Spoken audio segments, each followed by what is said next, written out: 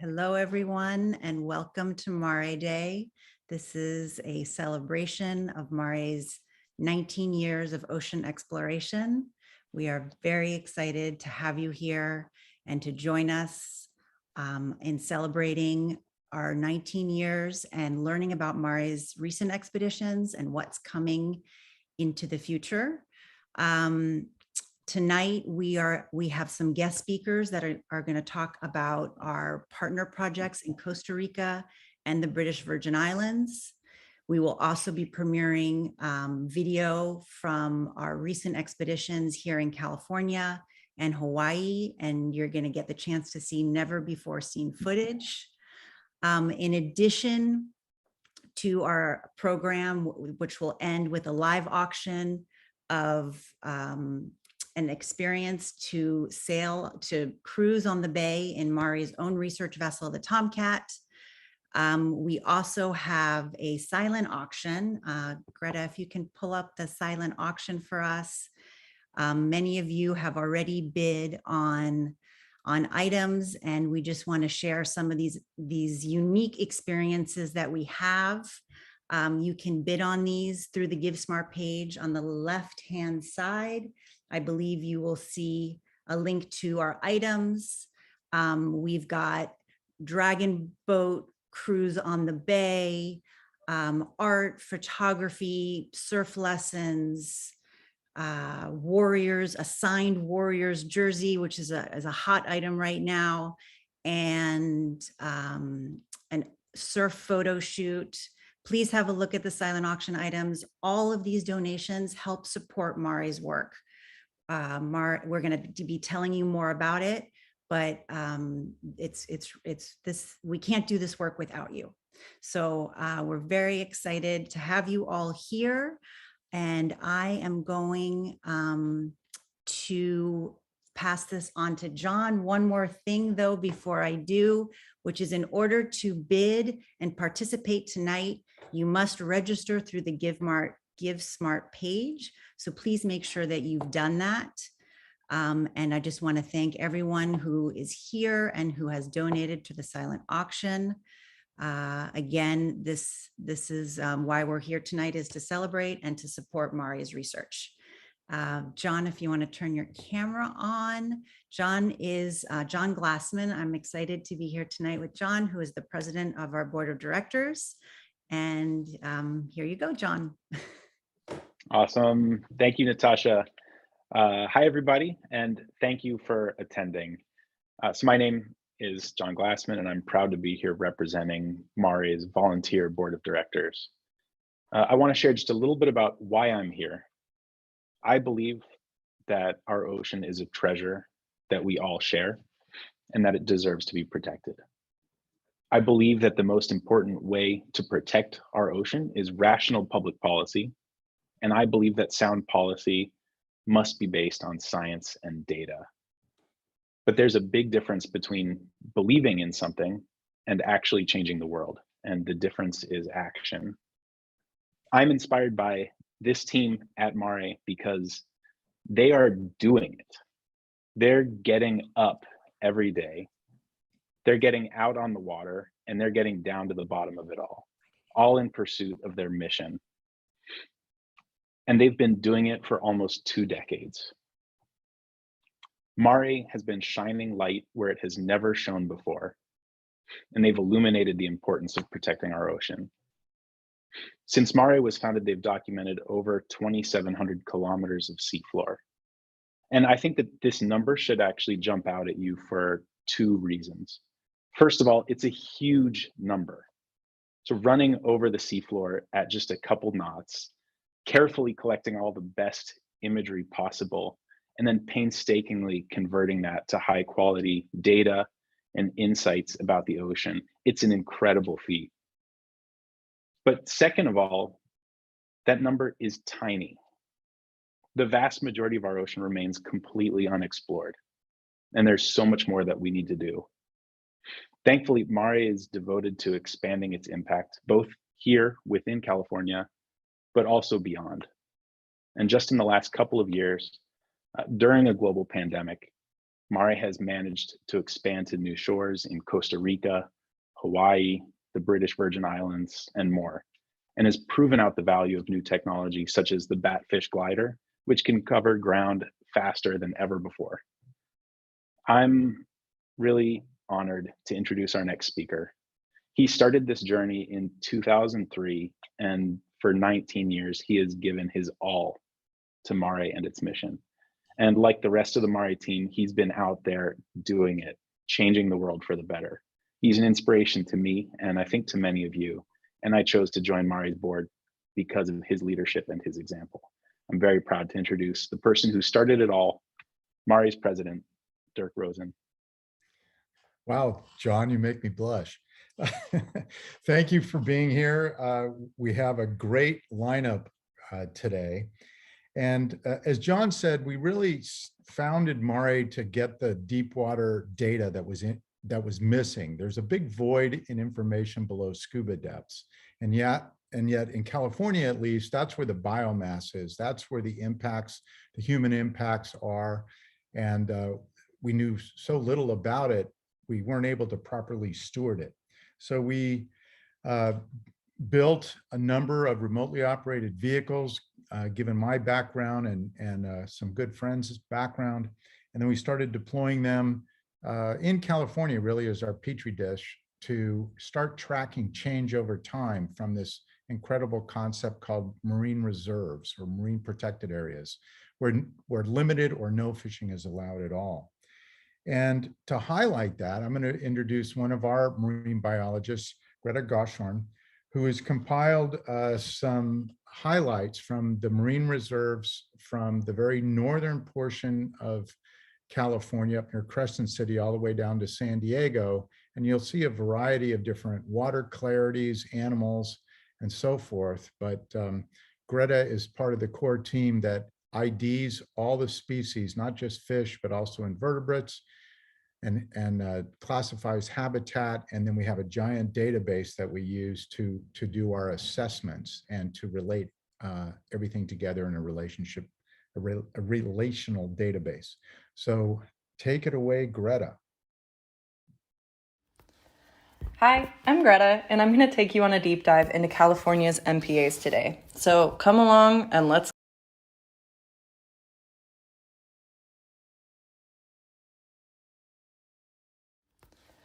Hi, I'm Greta, and I'm going to take you on a deep dive into California's MPAs today. So come along and let's go see what's down there. This is what our remotely operated vehicle, or ROV, sees when we're underwater. It allows us to collect and record data that we take back for analysis later. On the left, we're able to see what depth we're recording at. On the right, the temperature of the water that we're in. In the middle, we're able to see the direction that the ROV is going, and the range just to the left of the direction helps us calculate the total area that we survey when we're doing analysis. California's MPAs are host to a multitude of exquisite species like this California hydrocoral. This species goes from pink to purple and brings divers and photographers from all over the world to enjoy its splendor. It's just at the bottom of scuba depth, so you can just get there. It's a host to so many species and is a great nursery habitat, looking at all these nooks and crannies for all of these species to start really small and be able to grow bigger. California's MPAs are host to not only a bunch of really wonderful charismatic species like this giant Pacific octopus, but it also helps support a lot of commercial and recreational fisheries along the coast, like rockfish and market squid. Rockfish is one of the prime fisheries along the coast. It's something that if you're a Californian, you've probably eaten rockfish in the last year, if you eat fish. And then market squid is one of our most sustainable and lucrative fisheries along the California coast. Being able to look into the MPAs allows us to kind of keep tabs on those fisheries and to see how effectively they're being managed over time. Our MPAs also allow us this lens into a world that's beyond scuba depth. Without vehicles like this, we wouldn't necessarily be able to see the things that are down here, to see these species in their natural habitats, and be able to record it and bring it back to you. If you look at where we're taking a lot of these videos, it might be just offshore of your home, and you being able to see what's out there is one of the best ways that we could ever gain advocates for the ocean, because what you see is what you love and then what you eventually want to protect. So I bet there's something in here. I hope there's something in here that you look at and you think that is absolutely beautiful, and I want to make sure that that always has a place. This is a threatened species that's been threatened since the 70s, and we are able to go and look at them year after year after year and see how effectively they're bouncing back. Looking at these grumpy little wolf eels, you might think they were not so happy right now, but if they knew how many people were stoked to be seeing this video about them, I know they'd be happy, and I know they'd hope that you would go and advocate for their environment for them as well. If you know anything of internet fame, you've probably heard of a mantis shrimp. This guy has a punch far beyond its size. And it is so cool that we're able to record videos like this and use that to bring it back to you, to show you what is out there so that you can go out and love your ocean, love your MPAs as much as possible. Thank you for your time. Have a good day.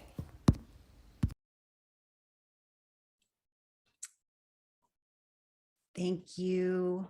Thank you for that, Greta. That was a glimpse into our California MPAs. And now I'm going to bring on Dirk to take us across the Pacific. Dirk, if you want to put your camera on, and we can introduce our next video, which will be about Hawaii. Okay, so this was our Batfish robotic vehicle's first deployment, which was last year actually, but we learned how to fly it over coral reefs, sometimes very rugged ones, and that helped us greatly when we went down and surveyed in the British Virgin Islands. So let's roll that one. Okay. Aloha and welcome to our Hawaii expedition. Thanks to your generous support and that of several funders, we were able to support the state of Hawaii in their bold conservation initiative to conserve 30% of their nearshore waters by 2030. We teamed with NOAA, the state of Hawaii, and the University of Hawaii, deploying our Batfish remotely operated vehicle for the first time.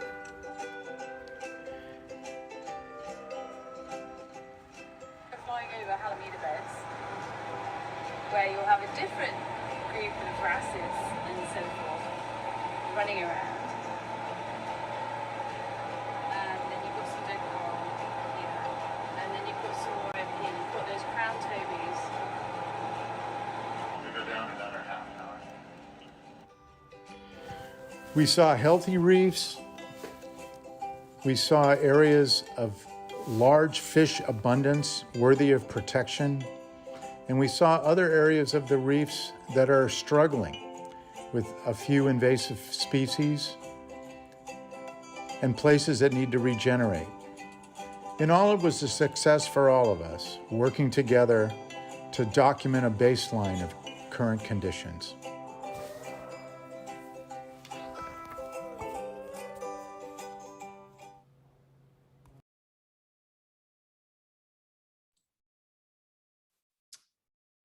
Welcome back from Hawaii.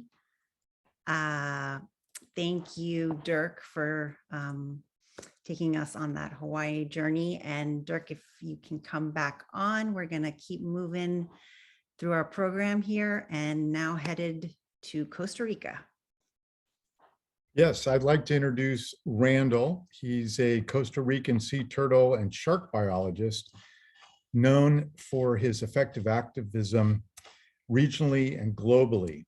And Randall, you told me this on a ship that you were studying sea turtles, but then the sharks came in and started eating your research subject. So then you decided, well, maybe I should study sharks too. And so what ended up transpiring is, well, studying the impact of longline industry, fishing industry on sea turtles, you notice that shark finning was an issue, and you've obtained some of the first known video evidence of this horrific act and launched an ongoing campaign that has put Costa Rica under the spotlight of the global shark finning issue. He's also authored and co-authored over 70 peer-reviewed publications and has been acknowledged for his work by the Whitney Fund, the Goldman Prize, and he's a Pew Marine Fellow. So Randall, I can't wait to hear what you've got. Okay, well, I'm gonna time this because I'm gonna have to go really fast. Make sure I got it. Okay, well, thank you for the introduction, Dirk, and thank you everybody for being here with me today. I'm going to show you, just a minute. Okay. Oops. Okay. 10 minutes starts now.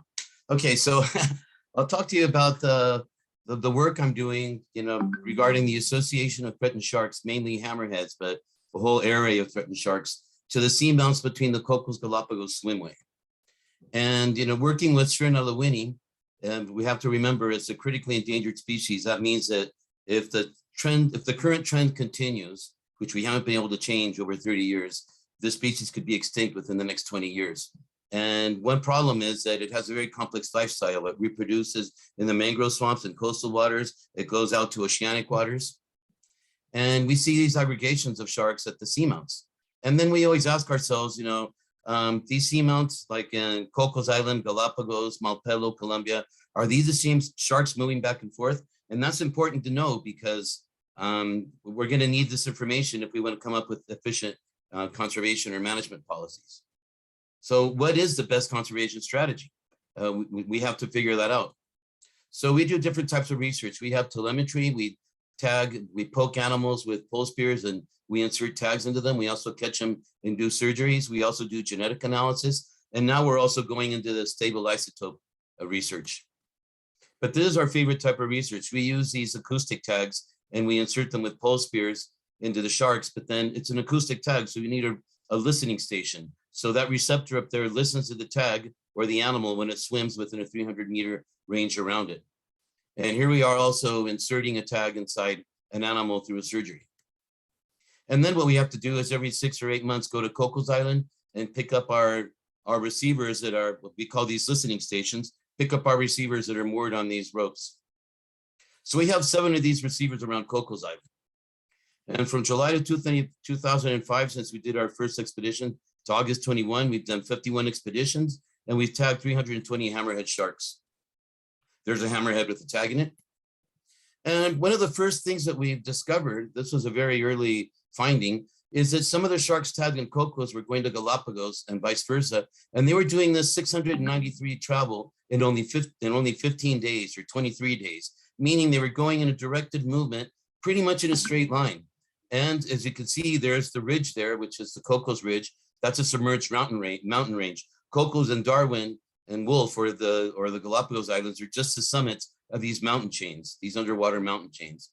Then we started finding out that these animals were moving around from one island to another, but we had very low inter-island movements. Only, less like than 5 or 7% of the animals that we were tagging were being found at the other sites. Lots of the animals would disappear, then show up again, but we weren't detecting them at the other islands. So that was kind of like, where are they going? Now, this is kind of like what it looks like right now. Up in the right left corner is Cocos Island, the circle. That rectangle is a protected area that used to exist. Down on the other corner, we have Galapagos. And in between, we can see all the seamounts. And we can see that seamount up there, West Cocos and Paramount Seamount, which are, the seamounts that we're interested in, just like the Gemelas and Gemelas 2. Well, what we discovered was we deployed some of these receivers in Las Gemelas. And what we found out was that the sharks were doing back and forth movements between Cocos and Las Gemelas. They weren't going from Cocos to Galapagos unidirectionally, like a highway, like we used to assume, but they were going back and forth to Gemelas, like Gemelas was a station or a step and a stepping stone. And then this is research from the University of Costa Rica. They've been deploying the cameras, and they discovered that West Cocos and Paramount seamounts are the ones with the highest abundance and richness of large pelagic species. So they've studied the abundance of these species throughout all these seamounts, and West Cocos and Paramount are definitely the most important. So what we're thinking now is, if the animals we tag in Gemelas and in Cocos Island, if they're doing that back and forth movement, which we already confirmed, And it's already confirmed that they're doing that back and forth movement in Galapagos as well. They called that a hotspot and a hotspot. Well, let's look at let's look at that Seamount West Cocos. Could the sharks be doing that kind of movement? And if they're moving also towards the to Paramount, we could be expecting, since these two spots are the ones with the highest aggregations and richness, we could perfectly hypothesize that the animals are moving back and forth along these stepping stones, and these are the most important stepping stones. These are the ones we have to protect. This is a proposal by Migramar, a coalition of researchers I work with, and we're suggesting that this is the Migravia, or the swimway. Those circles are the summits of the seamounts, the most important ones. We suggest there has to be a 40-mile no-take radius around them, and this whole swimway should be no-take, because all these seamounts are just as important. We can protect the ends of these or certain of these seamounts, but we have to protect all of them, because that's the swimway. Unfortunately, Costa Rica just now did their expansion of the marine protected areas in the Eastern Tropical Pacific together with Ecuador. And you can see there, those red spots are the areas you can't fish in. So in Costa Rica, you have Cocos Island National Park, which is now 54,000 square kilometers. And you can see that West Cocos is fully protected. Yay! But then we look at Ecuador, and we can see that Ecuador's swimway is heading like towards the middle of the economic zone of Costa Rica, completely skipping Paramount. And then Costa Rica, in our rectangle, we don't have a management plan yet. And over the next 4 years, we have to design a plan on where you can fish and where you can't fish here. And one of the first things we think that has to be done is that rectangle has to be fixed so that it fits more the swimway. We have the science to know that this design is not the most efficient one. And that's why we need MARE now. We need to improve our science. We need to have better information so that over the next few years, now that Costa Rica has a new president, we can fix this situation and come up with a real swimway that will efficiently protect these species. So our mission now is to deploy 4 acoustic receivers at 180 meters of depth in Las Gemelas and 2 in West Cocos. Also, I've lost 2 receivers trying to do this in the past. So I also asked Dirk if it would be possible to go there and look for my lost receivers, because any information on those receivers is definitely going to be extremely valuable. And this is the drone where, we were testing these drones in Cocos Island last year. Here's Dirk teaching one of my colleagues. And the idea is to use these drones to go down to deploy the receivers and to look for my lost ones. Now, this is a challenge because these receivers are 180 meters deep. And I'm going to show you a video of the work we did back in May of 2015, so you can see what we're up to. This was on board a boat called the Aleutian, and they provided the submarines to do this work too. That was fantastic. Of course, these are manned submarines. There's only 2 minutes, so here we are going down. And now you're going to see why it's so important to use a submersible, because when we're up on the surface, we drop the anchor with a rope and we can feel when the anchor hits the summit of the seamount. But then how do we detach the rope from the anchor? And then we need to make sure that the acoustic receiver is right on the summit, because if it isn't, it's not going to be able to listen. And you're going to see now we deployed the receiver from the surface. There it is. But it's right next to a stone wall. So it's going to miss 50% of its listening capacity. Not good.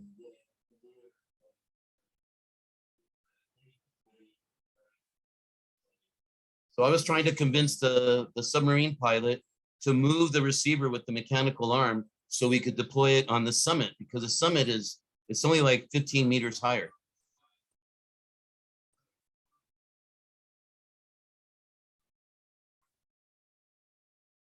Okay, so first what they're doing right now is they're detaching the rope that's attached to the surface, the tether. So that's one thing that our MARES operation would have to do. The marine folks know how to make these cool knots. They're slip knots, easy to detach. So there you go. So now the receiver is free. And for a moment, the pilot, said we couldn't be able to do it, but I persuaded him, like, come on, man, let's try to do it. And since the anchor was wedged in those rocks, it didn't look like it was going to work, but it did.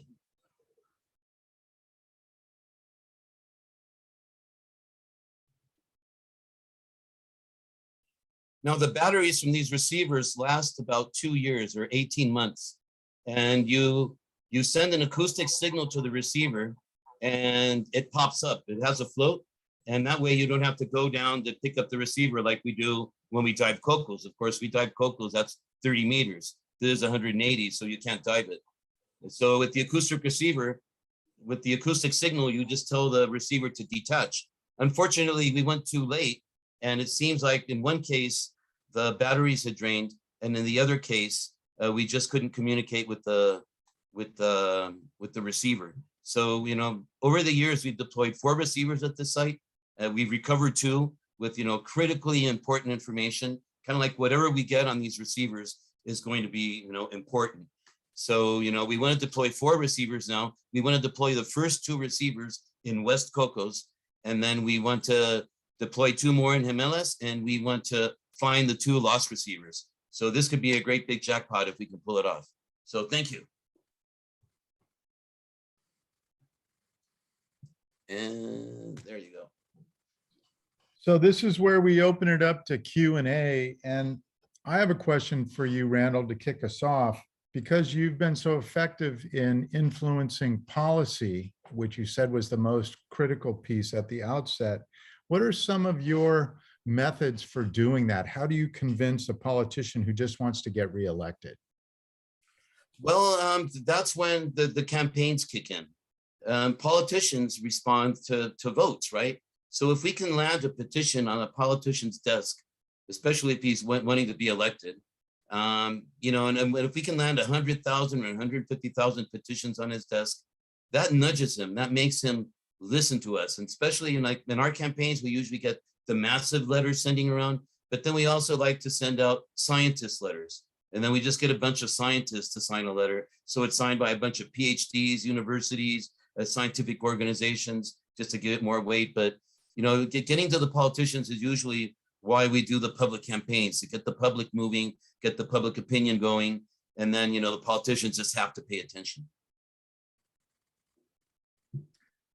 That makes sense. And then do you translate the data to, I don't want to say dumb it down, but just make it more digestible and compelling? I mean, is that, does logic work?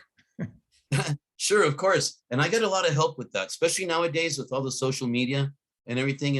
I'm still used to doing the old press releases and sending out a fax or whatever. And, every now and then I have a press release to do.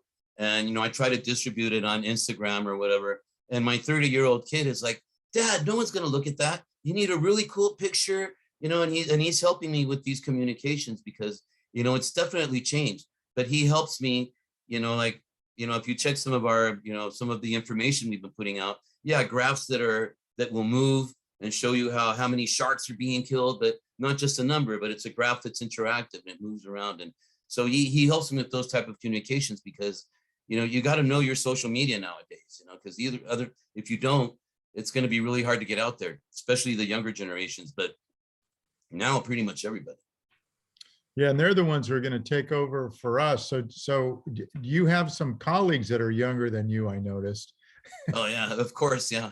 All my colleagues and they're, well, you met Jeffrey. Jeffrey's in his 40s. My son, who's also my colleague, works with me, and he's in his young 30s. And we get a lot of interns and people working on their degrees. And what I like to do is I like to facilitate. I'm until recently I didn't have a high enough degree to be a tutor. So, what I would do is we would facilitate, like provide access to boats or access to fishermen, access to data so that, kids who are working on their dissertations could, have an opportunity. And we've done that quite a bit. Hi, Randall. We had one more question from Kelly about what's one thing that the public can do to support shark and turtle protection. How can the public make a difference? Okay, well, in your everyday choices, for instance, I recently saw it. Now there's dog and cat food with shark. Also, if you like to eat fish, make sure you're not getting sold shark. and just making, intelligent choices when you're eating seafood, especially. Lots of people I know have stopped eating seafood because it's so hard to make that, to find the right choice. I, at least I'm pretty lucky because I work with small scale fishermen. So I never buy my fish in the supermarket, but, I prefer to buy my fish when I know exactly who bought it, and then who caught it. But that's not always possible, so you have certifications or whatever. So just try to be more aware, like when you're in restaurants, what you're eating, what it took to catch it. That's one way, one very important way. Another way is, for instance, help me in my campaigns. Costa Rica is supposed to be the global leaders. Whenever you say Costa Rica is, the blue nation, the conservation nation, the national park nation, ecotourism nation.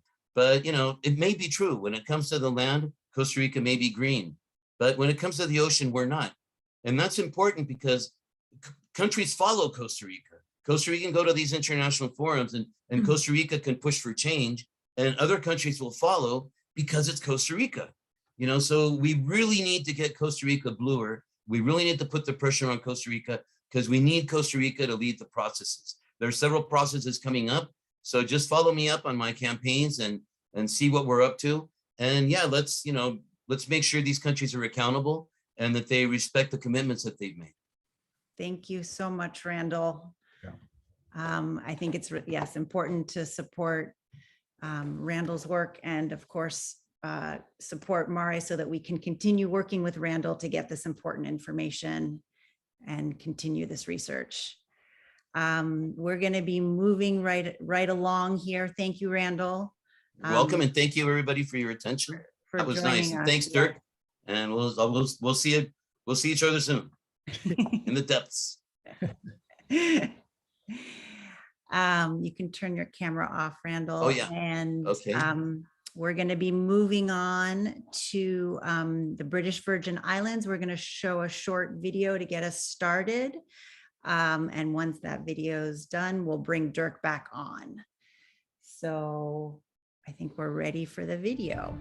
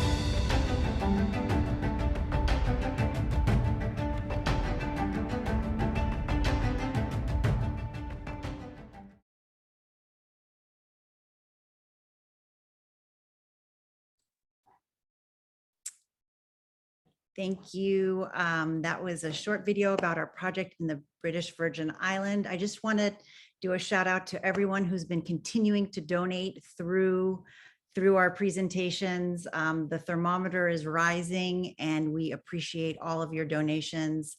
Keep bidding on those auction items. We still have about an hour. And now we're going to go on to a little bit more about the research in the British Virgin Islands. If Dirk can join us, here we go. Thank you guys. And don't forget to unmute. Yes, can you hear me? Yep. Okay. Like working with Randall, I worked with another stellar organization in the British Virgin Islands, and I'm going to start with Laura, ladies first, right? So Laura knows these reefs like the back of her hand. She put us on these incredible corals and the front line of the coral disease that she and Chris are fighting. And she was able to do it with passion, charisma, and a solid science background. So Laura holds a degree in oceanography from Southampton University in the UK. And she's been working in the Virgin Islands and in marine science for the past 14 years, even though she doesn't look it. I think she must have started when she was 10. And actually, she grew up in a dive shop, which I came to find out aboard boat, kind of diving with lots of macho guys. And that's maybe why she's so competent. She runs or spearheads the efforts with Beyond the Reef to treat stony coral tissue loss disease. And she's going to talk about that with us now. Brilliant. Thank you, Dirk. Thank you for that lovely introduction. And wow, that was an awesome video. Thank you, MARE team. That took me back to a year ago when you guys visited us. Guys, thank you very much for inviting us Beyond the Reef to come along this evening. It really is amazing to be a part of what you guys do.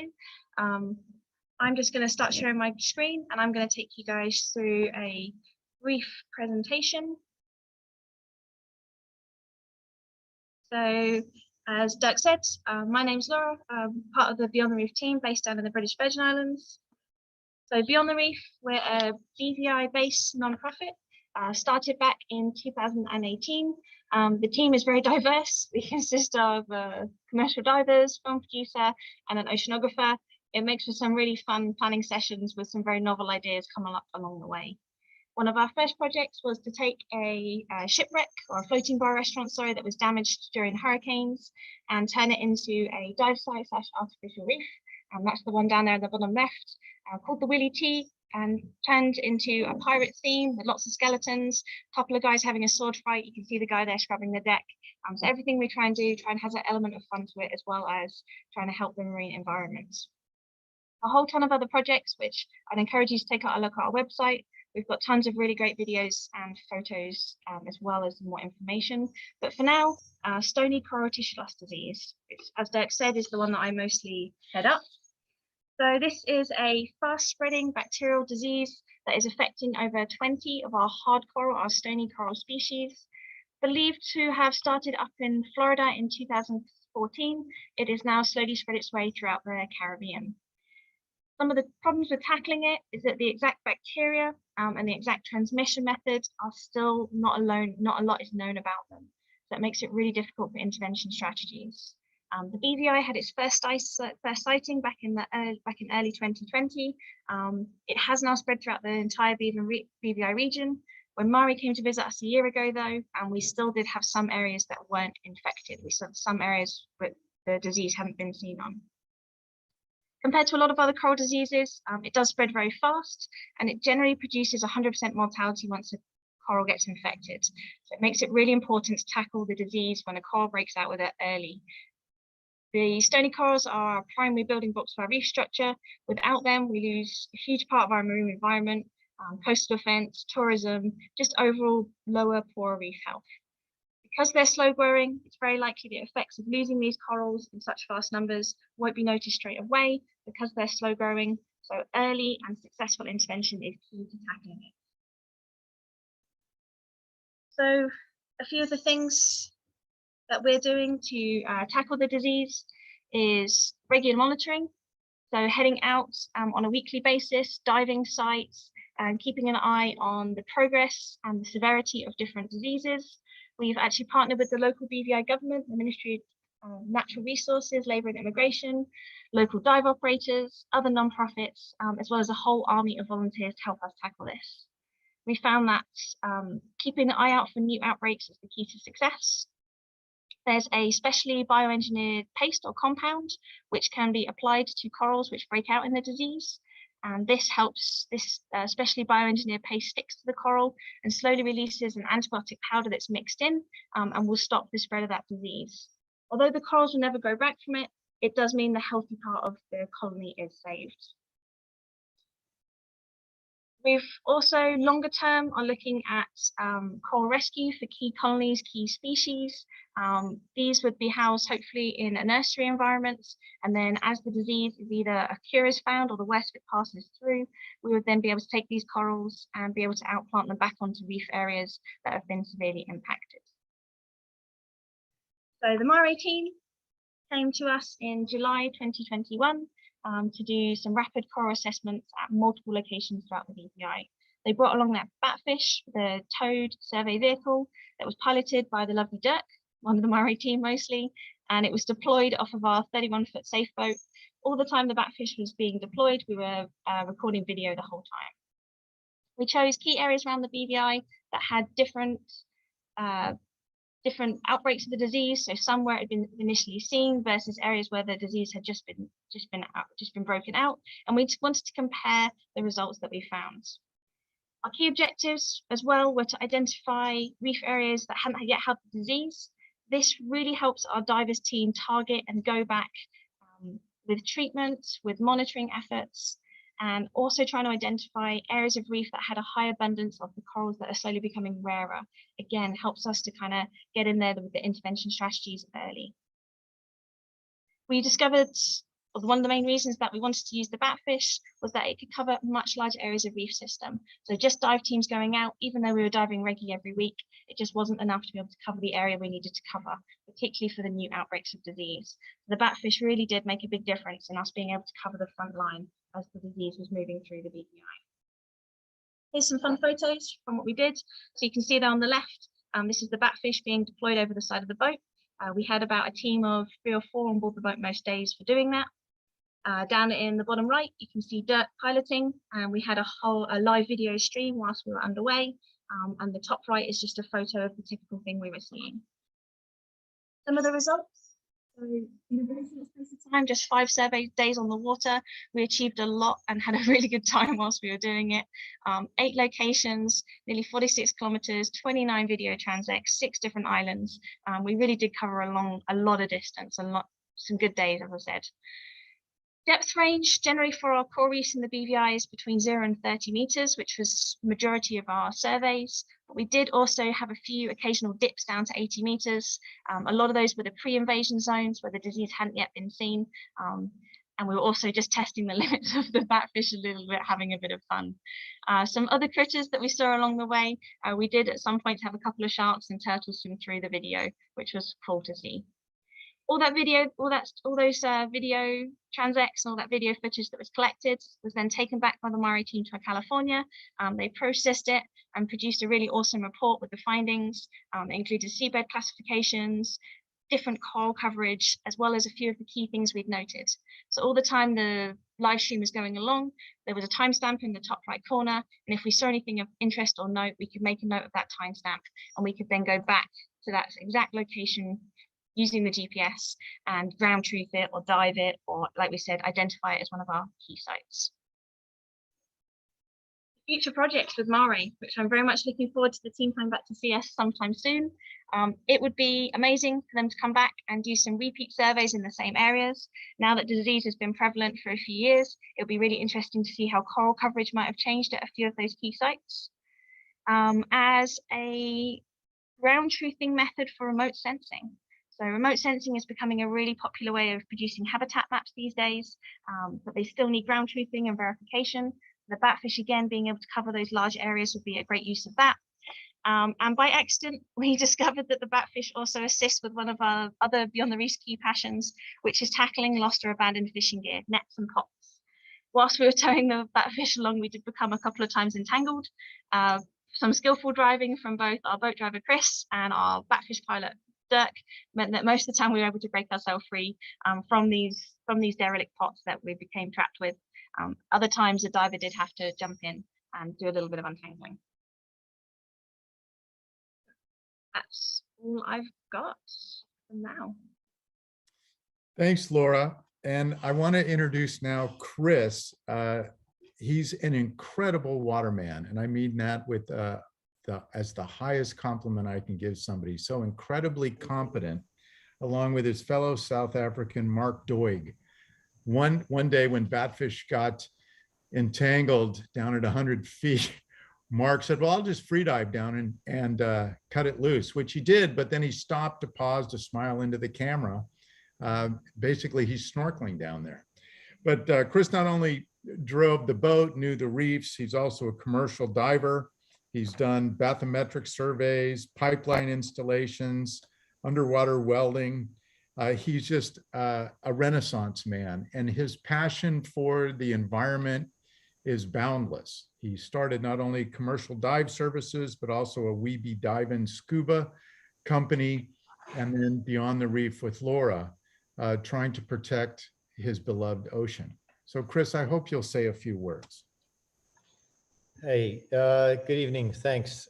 I don't have too much to say. Laura kind of said it all in a nutshell. Super grateful, stoked for your time.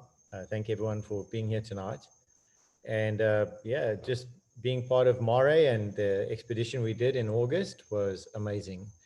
I know Mark, yeah, Mark is a super waterman. The guy goes down, and I think Laura will tell you, and Kendall, they'll attest to it, that they call emergency services because Mark goes missing. He's down there for minutes. And recently we were just in Dominica doing a freediving school course, and they were like, there's a crazy guy called Mark Doig, and he did like, it was 200 plus feet 3 times in one day.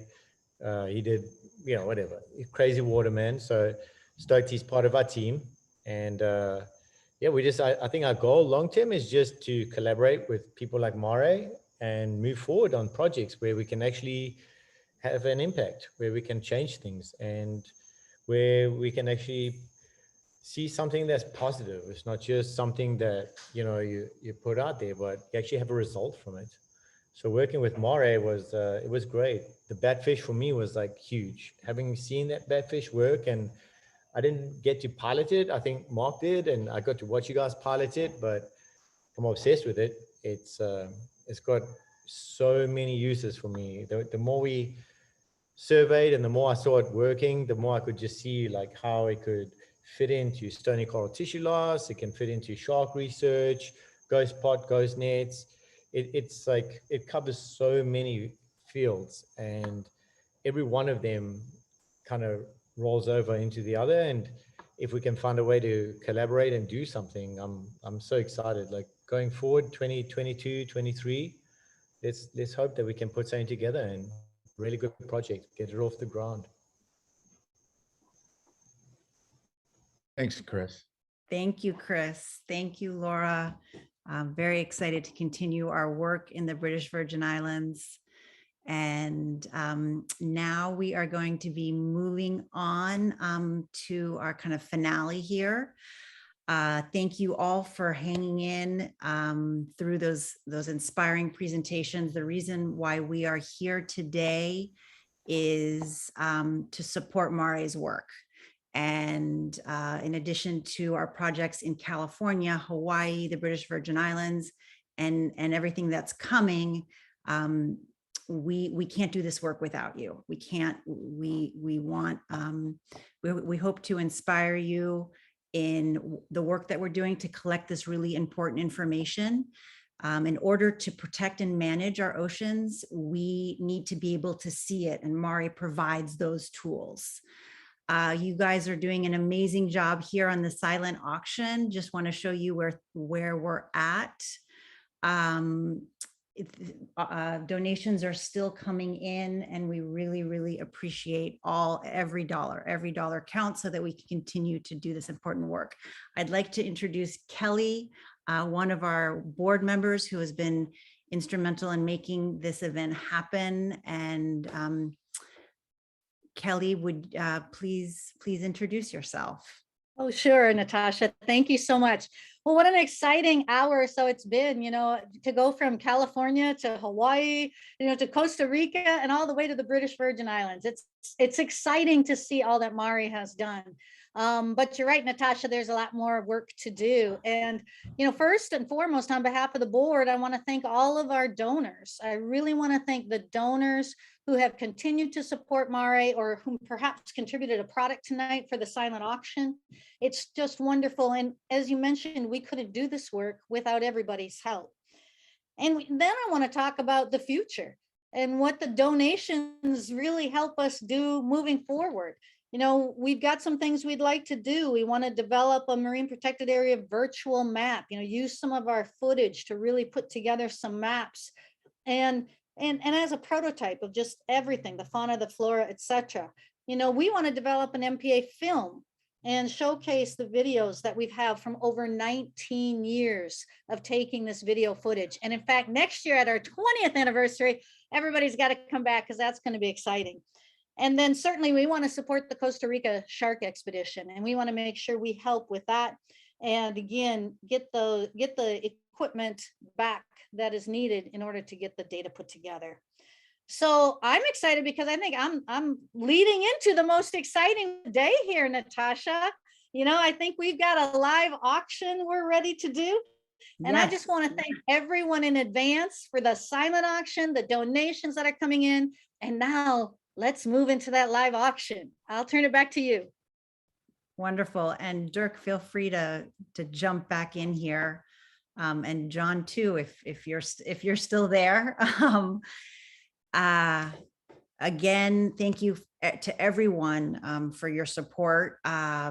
We are very excited in celebrating our 19th year to do a live auction of a unique opportunity on MARE's new research vessel. So we are going to open up the live auction now. You should be able to find this item in the Give Smart item section on the left there. It is open for bidding. And Dirk, do you want to tell us just a little bit about the Tomcat for a minute as people navigate their way through the live auction? Yeah, sure. This was a very generous donation from a fellow named Tom, who has been supporting MARE for years. And he gave us his 38-foot long, 13-foot wide catamaran, which we've been using as a workboat in San Francisco Bay. And we also use it down in Monterey Bay. It's a very, very stable boat because it's a catamaran, and it can also get up and move at 25 knots if we need it to. And it turns out it's a great platform for our Batfish towed system and also our Stingray remotely operated vehicle. And so what we'd like to do is have some folks join us and do kind of a sunset cruise around the bay. We'll get off at one point, have hors d'oeuvres and wine. I won't be drinking because I'm still an emerging captain. I'm not like Chris Jordan, the waterman from South Africa who's lived in British Virgin Islands for 25 years.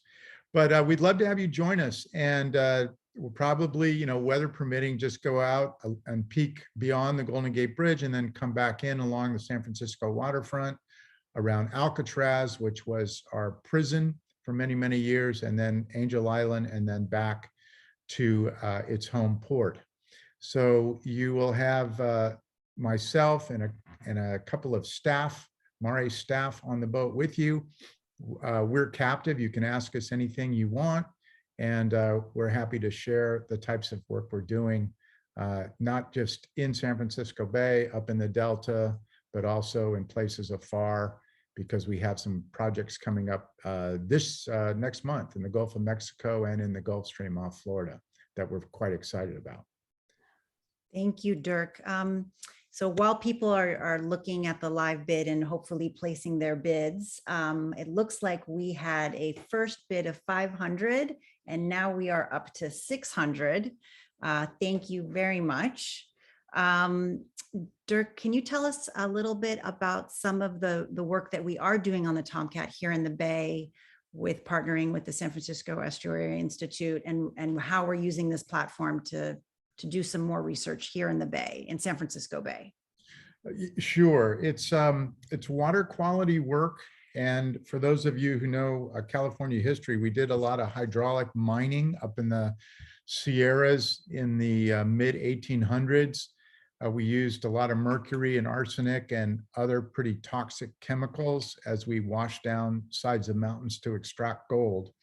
And a lot of that, in fact, probably all of it, mostly ended up in the Bay along with PCBs.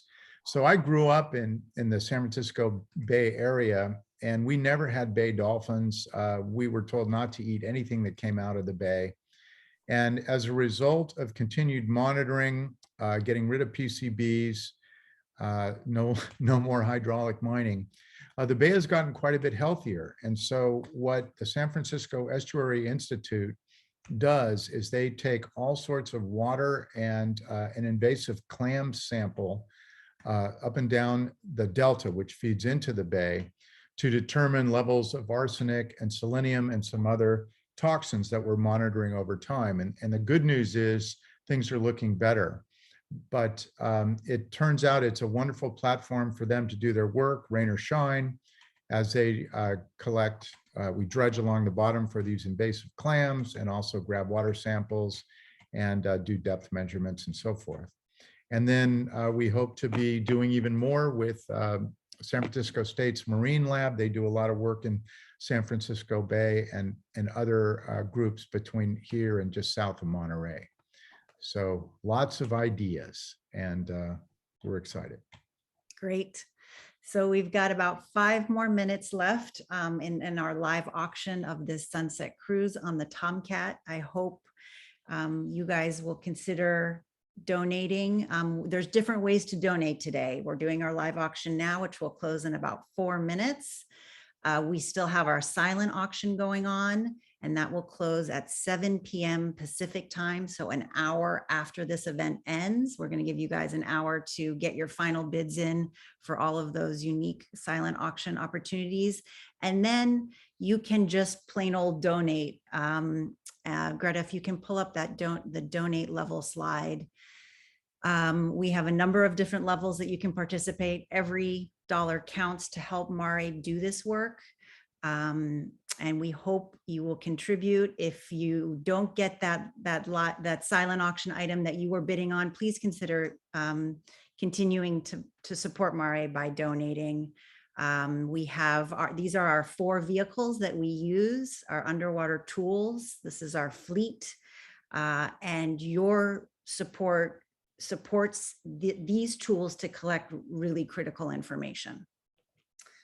We are still at the 600 level for the Tomcat Sunset Cruise. I know we had one of our emeritus board members who I think couldn't make it and wanted to also donate at the $750 level. So I am going to kind of throw that in right now verbally. And we will record that. So we have a few more minutes. John and Kelly, anything else that you want to add? I'll just jump in, and I just want to say again, thanks to everyone in advance for all of their donations. These donation levels, you can see all the different equipment that we use and the different depths that we use it for. And I think that it's exciting to see what your money actually goes for and how it's used. And you've already seen the impact it has, right? And you've seen the work that MARE has done. And again, there's a lot more to come in the future. So I just want to encourage everybody. Again, it's so appreciated by the board. It's so appreciated by the other organizations that we work with. And as we all work together, I know we can keep our oceans healthy. So I don't know, John, if there's a couple closing comments you want to add as well. No pressure, no pressure. No, just want to reiterate a huge thank you to everyone who participated today, who joined, who's been able to donate or bid on the auction items or donate auction items themselves. I know MARE really appreciates support. In many cases, people who have been longtime supporters as well as new supporters. It makes a huge difference for the organization. And it's also great to know that your support is leveraged, right? Like it really goes a long way to help MARE go out and win projects with various agencies that we work with, right? Like this is the kind of fuel that we really need to keep the organization moving forward. So a huge thanks to everyone, and especially to the folks who organized this event. Natasha, Kelly, and others who really helped make this happen. Thank you, John. I think we are just at 6 o'clock and we just got our last live auction bid for $770 from Natasha Bell. And I'm gonna give it like 30 more seconds to see if anyone else comes in, but if not, Natasha is our winner, the other Natasha. And I just want to thank everyone. We couldn't have done this without all of our sponsors and donors. We have one last slide, I believe, Greta, with all of our sponsors. Thank you to the board, and especially to Abby and Greta, who I couldn't have done this without, and all of these donations, which raised quite a bit of money towards our goal. We will still be accepting donations for the next few days to try to reach our goal, and we hope you guys will continue to support. And I think that's a wrap, unless Dirk has any final words. No, I had a lot of fun. I hope everybody else did too. And let's close it down.